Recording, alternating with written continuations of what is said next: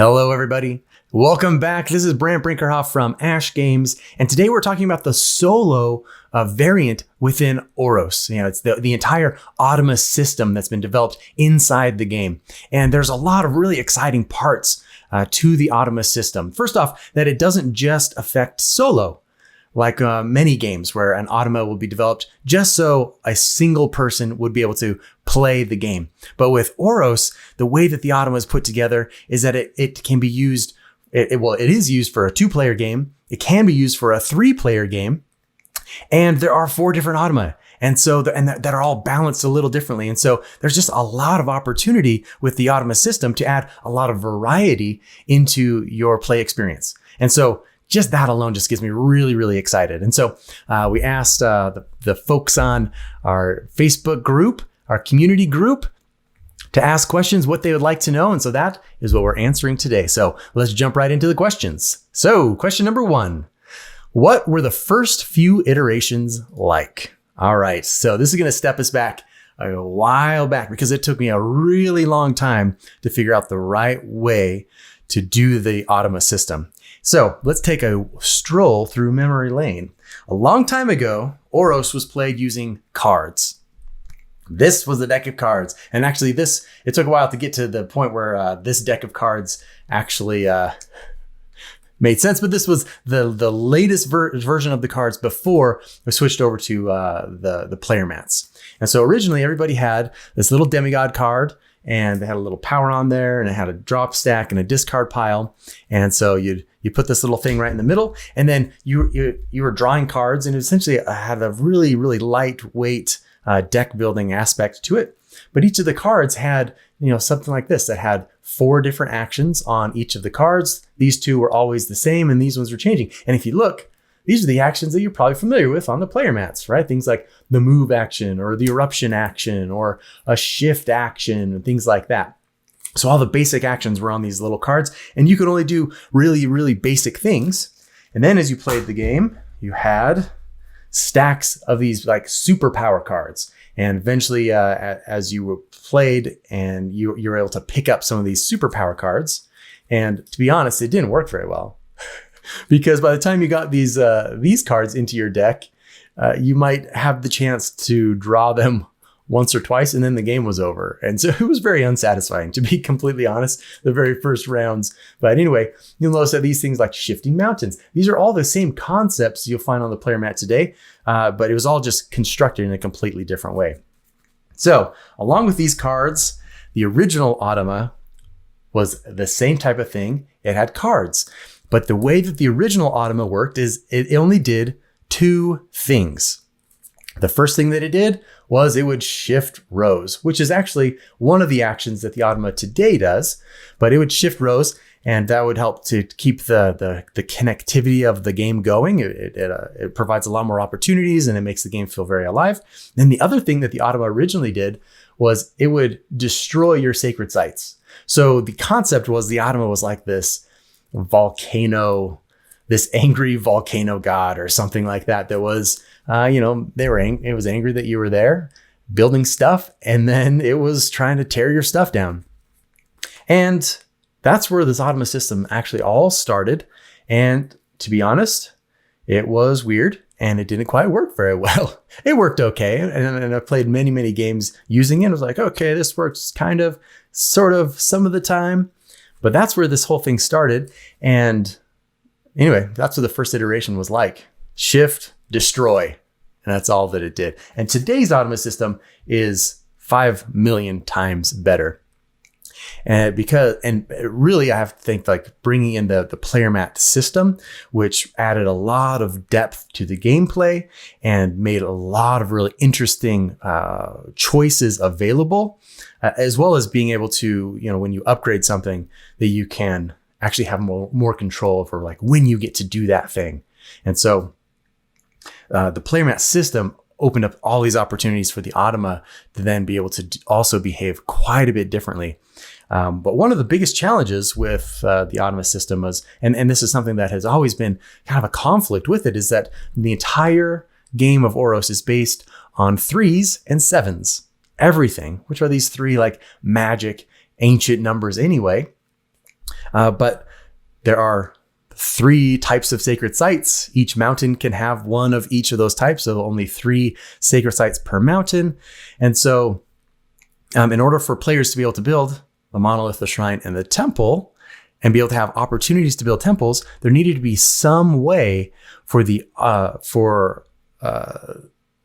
game to work if you're not playing with 3 players, right? And so that's where the automa really stepped in, and that's what it was always trying to fight against, right? Is like there needs to have the feeling of there being 3 players, even if you're only playing with 1 player. And that was the biggest friction. That was the biggest puzzle to solve. That was the biggest, that was by far the hardest thing to figure out. So I'm sure we'll get into that more as we answer the rest of these questions. So let's see what the next question is. How long did it take you to balance all of the AI demigods?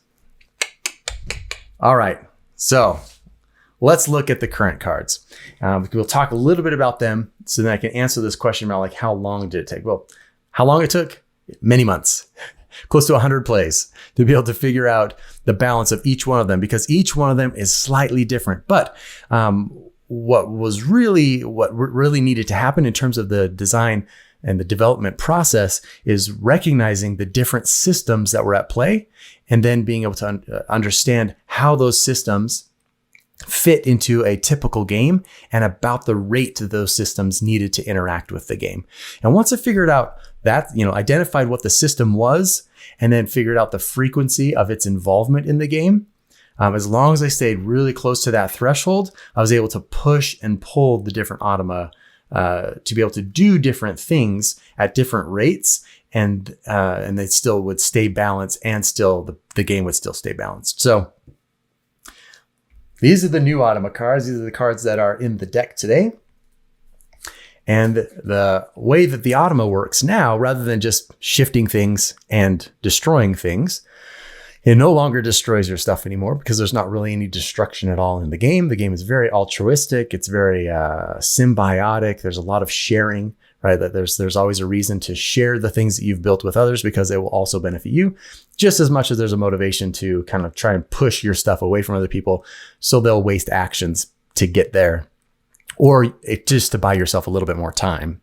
There's a lot of strategy in that too, but the game really isn't about angry warfare or anything like that. It's a very peaceful concept. So anyway, what the automa does now is exactly what the players do while you're playing the game. It reflects the same type of choices and decisions that you're making. So it first will try to develop its civilization in some way or another. That's the very top action that's listed there. The next thing it will do is it'll affect the map in one way or another, which is just like where it started. It has like a shift action, which is usually what it's trying to do.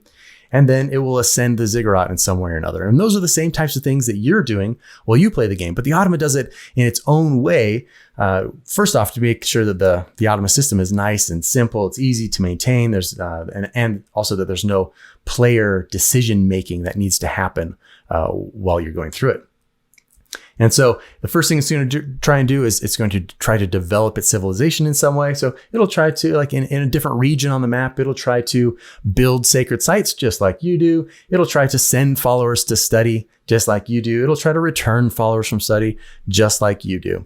And so mostly all of the things that the automa will do are the same things that, the same effects on the game that you have. The other thing that it does is it shifts the land around the map a lot. And some people ask this and they say, boy, like the automa makes it feel like the map is really active, it's really moving. Is that realistic to the real game?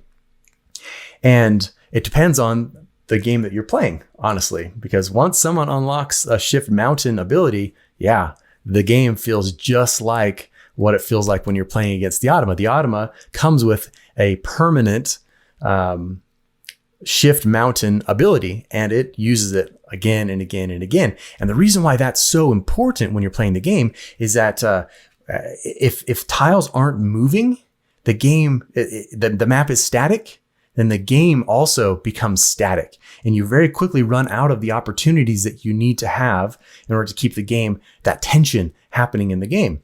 And so when you're playing with multiple players, there's a lot of action that's happening around the map. People are either shifting rows or they're moving tiles or they're erupting volcanoes. And there's a lot of action that's happening with those land tiles. But when you only have one player, now it's just you doing that. And if the automa was not participating in those types of activities to keep the map active, the game very quickly just the tension of it just really dips down and everything feels really static.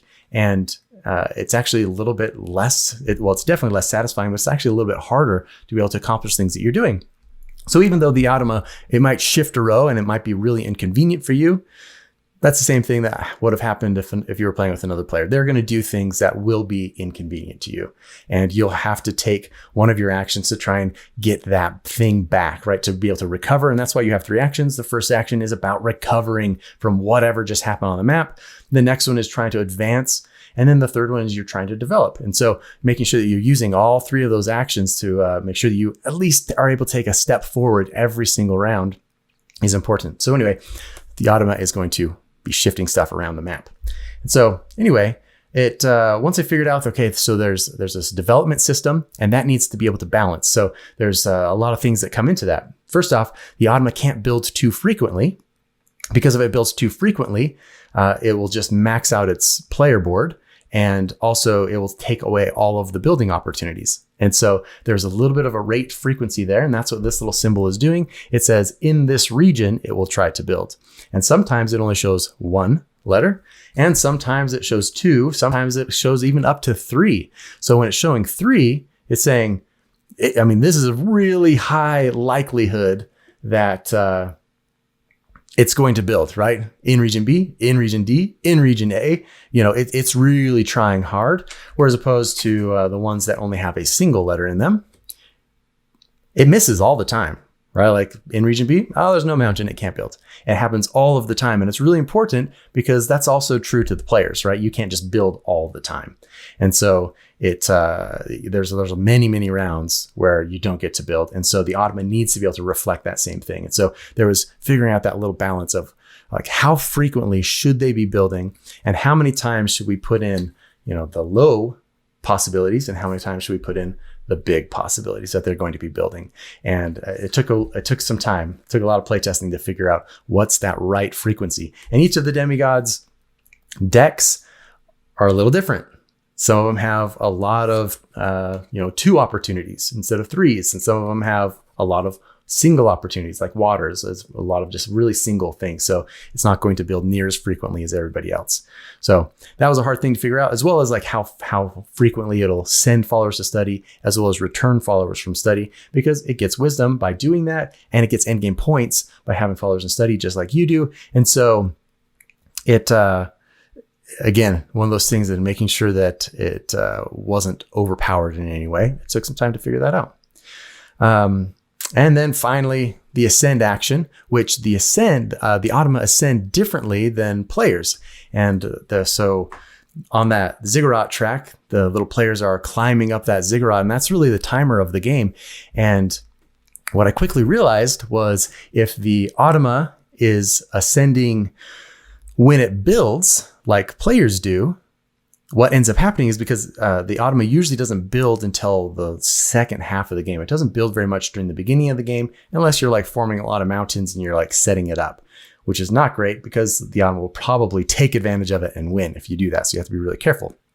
And so what ended up happening is, as a player, you'd kind of move your way forward and you'd get way ahead, and then the automa would start trying to catch up. And there wasn't that leapfrogging, there wasn't that tension that's happening on the player mat.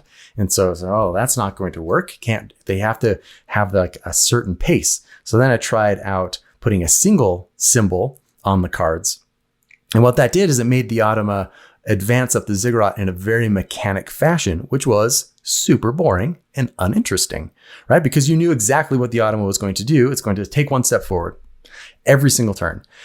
And the problem with that was you never had that tension of like, do I invest now or do I wait? Because, I don't want it to jump over me because then the game will end a little sooner, or it will get a really big bump if it did it right now. And so by putting different symbols, and let's see, we'll grab 3 cards here that have different things. So what we did is we put different symbols on here. So some of the cards have no ascend, right? Sometimes the automa doesn't ascend, just like you. You have a lot of turns where you do not ascend. Some of the cards will have 1. And that's just like you as well, because if you've unlocked the upper levels of the columns for the different action abilities, you'll be able to ascend 1 space of the ziggurat, which gives you a lot of control as you're playing the game. So the automa does that too. Sometimes it'll ascend 1. And then finally, there are some times when it'll ascend 2. And so again, it took some time to figure out that, oh, that's what players are doing. Now, how can I make sure that the automa does it at roughly the same rate and roughly the same way that the players are doing it? And so the automa keeps track with the players.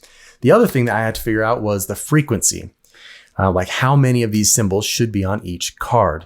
And so right now, water and fire have 11 symbols, land and sun have 12 symbols. So really, if they run away with the game, like if you're kind of taking your time, you don't play very quickly, and the automa kind of gets ahead, it can't get past space 12. And so really, it's going to max out its stuff, and you'll be able to catch up to a little bit. Now, you're just going to flip that deck over and shuffle again. It will start ascending. It will eventually make it to the top. But you know that once it gets through its 12 cards and its little automa deck, it can only take 12 spaces or 11 spaces. Now, usually, because the pacing, they're going to keep with you. They're going to hop forward a little bit. And if they hop forward, beyond the other players enough times, they'll get to the 15th spot before the deck even runs out. And so, again, it's one of those things that as a player, you need to be aware of. And so you can play against it because it makes it so the automa is also a little bit of a timer. It's forcing you to move, right? So you can't just dilly-dally. You can't just erupt volcanoes and move land tiles around without any purpose, because the game will end. The automa will end the game. And so it really puts a lot of pressure on the player to say like, oh, okay, I have to make sure that every single one of my actions matters. I have to make sure that I use the value of each of those actions to the most extent that I possibly can, because the automa is coming after me. So anyway, there's a lot of things that go into this whole system thing on the front side. But guess what? There's also a backside. And that was a whole thing that I also had to figure out to balance, because there are these symbols on the back, and these symbols, they determine how the automa will invest the wisdom that it gains, right? If it gets 1 wisdom, it uses the top symbol. These symbols correlate with the different columns on the player mat. And so it will increase the top symbol version. If it gets 2 wisdom, it'll use the top 2 symbols. If it gets 3, it'll use all 3, which means the top symbols get used a whole lot more, and the bottom symbols will only get used 1, 2, 3 times during a game.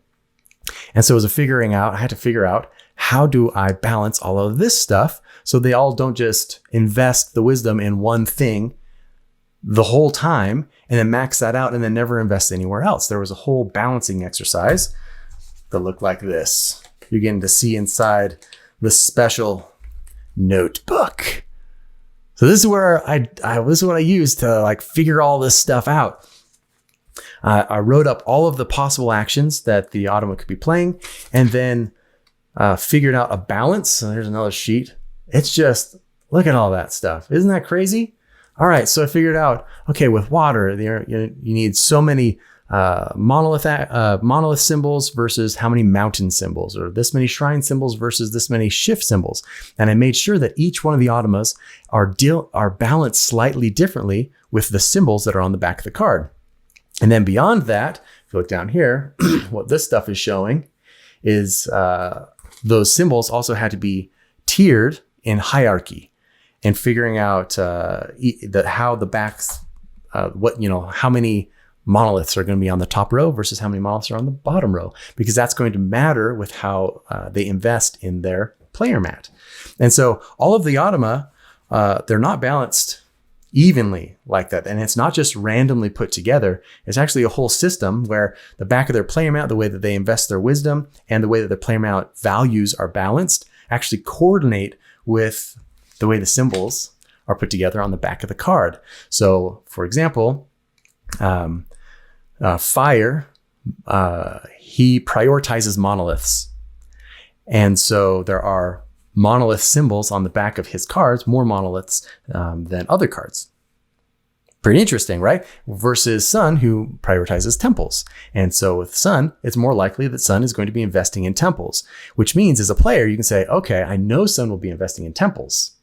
How do I make sure that sun's not building temples? And it changes the way that you play the game, right? It changes like your strategy to make sure, okay, that's probably where they're getting their big points. And it's not a guarantee, but that's probably where they're going to get their big points. How do I play against it? And so there's a lot of learning. The more you play, the more you start to realize how the automa are put together and different strategies you can take to beat each one. Whew. But how long did it take to do all this? A very long time. It took probably 6 months of just really active development where I was playing at least once a day, sometimes twice a day, and making tweaks, uploading it again, playing it again, making tweaks, and working on the balance and keeping track of all of the scores and all of the stats across all of the plays so I could track different patterns and get an understanding of the things that were happening again and again and again so I can make sure that I could counteract against it. Now that was a lengthy explanation. Hopefully that was a good one though. All right, let's go to the next question. You built amazingly simple iconography for the automa decks. How did you simplify such a complex system into such a small, sexy package? All right, well, thank you. When it comes to symbology and things like that, it's a pretty common thing to do when it comes to automa, to be able to say, okay, this symbol means this action. Go do that action. And because you don't want all of these cards to just be like big blocks of text, because it's really, really tedious for users to have to interact with an automa like that. And the point of an automa is not to play the automa. The automa needs to be something that's super simple, super fluid, and it doesn't get in the way of the things that you really want to do, which is play the game, right? You want to be able to making those creative decisions and the tactical decisions.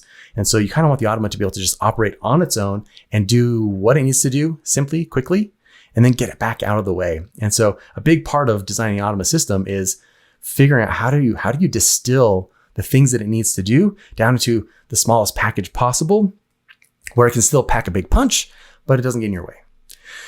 And again, that was part of the balancing process, but these are the types of considerations that I realized. First off, when you look at the player mat, as a regular player, you have 6 possible actions. You can shift things, you can move things, you can erupt things. That's going to affect the map. And then for your followers, for your people, you can send them to study or return from study. You can journey them and you can build. And so what the realization was is the automa needs to reflect what the players can do. And not all of those actions are actually able to be automated. For example, an eruption. No, actually, for example, a journey. That's a good one, right? So they have a piece that's out on the map. It's sitting up on a sacred site. How do you automate the automa journeying? Why is it stepping down? How many steps is it going? What happens if it hits water edges? Is it going past them? How do you tell which direction that follower is supposed to go? Right now you have to introduce compass points and say like walk so many spaces in this direction. But then also you don't know, as the automa, since it has to be a system that works on its own, it doesn't know like, is there something to the north or is there something to the south? Right. And so that whole process, that whole action simply cannot be automated using cards that can't see and respond to the map itself, right? It can't work on its own. And so we had to figure out, okay, so if it can't journey, what is it doing? And so the way, since the automa will not move its followers around, it doesn't journey around the map because, again, I was talking through that. What we did to counteract that is the regions. How frequently it builds helps to hedge against the fact that it's not journeying around. And because when you journey around, what you're trying to do is get to new opportunities to build. That's the reason you journey, right? So you're trying to get from one mountain to another mountain. So what the automa does instead is it just says, okay, in this region, I'll just look and see if there's a mountain to build on. If I can, I'll build. And so just like players, the player would have to say, okay, I'm in this region and I need to get over to that other mountain over there. How am I going to get there? And it might take 2 or 3 turns to be able to get to that mountain to build. Well, it's the same thing with the automa. It might take 2 or 3 turns before it finds that mountain in the region to build on it. And so it's kind of balancing. It's hedging against those 2 actions to try and make sure that it's doing that journey action, but in a completely different way that makes it automatable. The other example is like an eruption.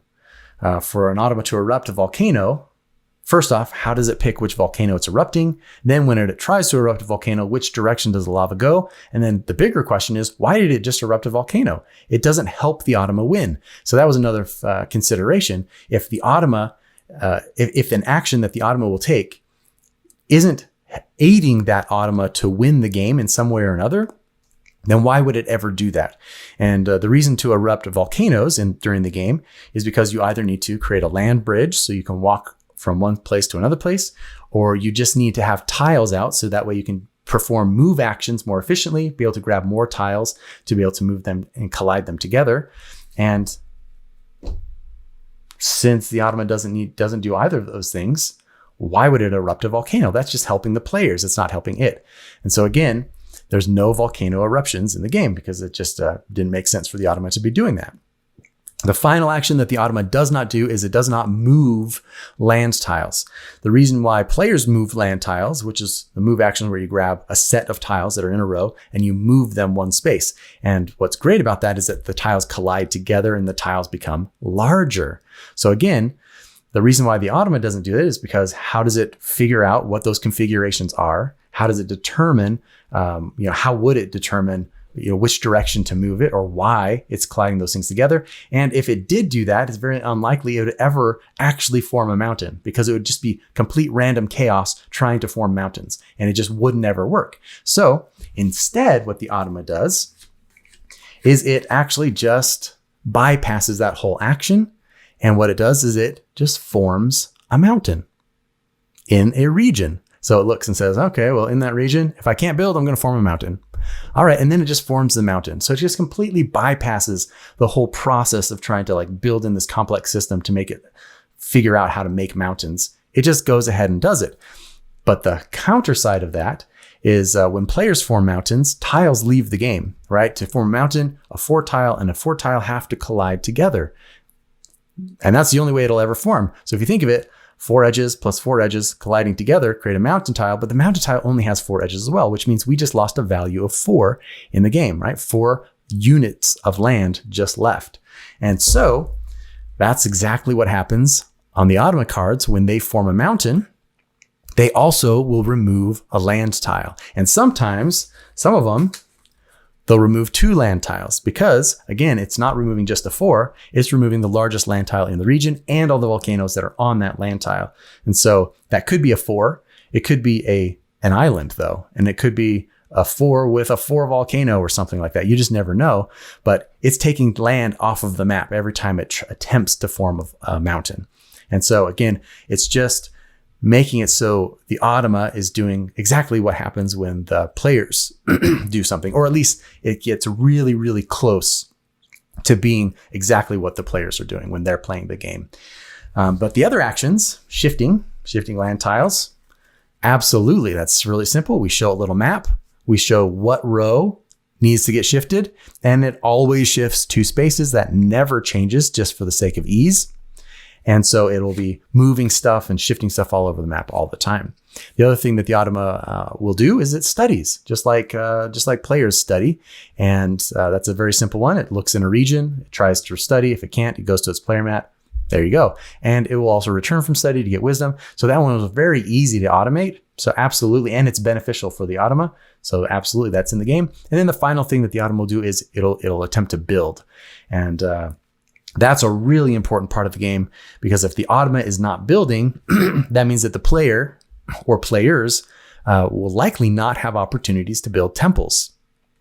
And that really stymies what can happen in the game, because that forces the players to then have more mountains, which means that the tiles get used up faster. And so there's a lot of balance there that you can't run out of tiles because you're forming too many mountains just because you need to build the lower sacred sites. And then you might run out of the lower sacred sites. You need the higher sacred sites, but there's no way to do it.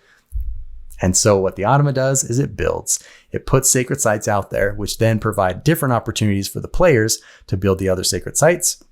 And again, there's a lot of strategy behind what you build and when you build it to make sure that you're because you're trying to build sets, right? Like you're much better off building all 3 shrines rather than building a monolithic shrine in a temple. because that way you can max out your points on shrines, and it's a way better multiplier. And so the automa is trying to do the same thing. And the way that the symbols are built on the back of the player mat for the automa, it reflects that with the symbols that are here. So anyway, see what I mean? It's a really rich and robust system. There's a lot of considerations that go into it. And that's why, like, every time I talk about the automa, I get like super excited, even though I know there are a lot of players who are like, oh, I don't ever play solo. But the system itself, the fact that you can add it to your 3-player game, and also, throw an automa in. Now you've got that extra tension and this timer that's like pushing everybody up the ziggurat.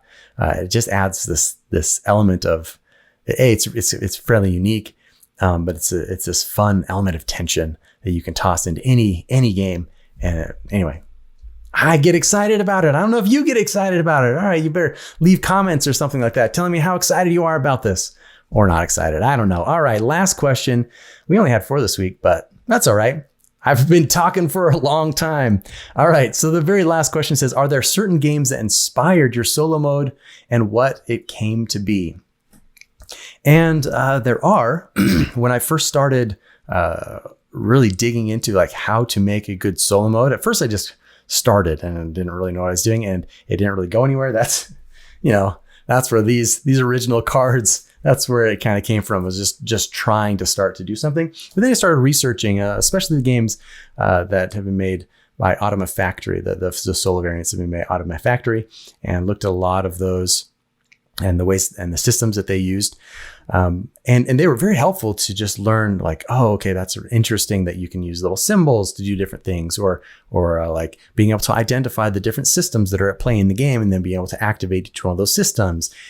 So I looked at, things like Scythe, and as well as Architects and games like that. But at the end of the day, when it came to this solo system, there's not really much pull or infusion from these other games that I looked at. Really, that was more of like, it was very beneficial just because it helped me open my eyes a little bit about different systems that are out there. But really, the biggest inspiration for the solo mode was Oros. The game itself was really what drove a lot of the systems and the balancing of the systems, because the Oros is a really unique game. It does things that other games don't do. And so you couldn't just look at like, oh, it's a worker placement game. What does this worker placement game do? Because the worker placement in Oros is different. It's a completely different paradigm than what other worker placements do. And then the interaction of the map with things shifting and moving and all that stuff, it's extremely unique. Other games don't do that. And so there was no way to be like, oh, what does that game do? It's similar. There was no reference point. And so really it came down to, what does the game of Oros feel like? How does the map behave? How do the players behave? And then figuring out how to automate some of those things. And so the game would be able to run on its own. And so I would say the biggest inspiration for the solo mode and what it came to be would actually have what came from the game itself, came from Oros. Okay. Whoosh. Hope that was great information. Like I said, I get super excited about this. So leave your comments right there at the bottom of the video or on Facebook. I love to hear from people and the different things that they're thinking about as they think about the solo mode. Hopefully, even if you're not a solo player, go give it a try. Play a game, load up Tabletopia, because I love to hear your feedback. But until next time, keep on playing.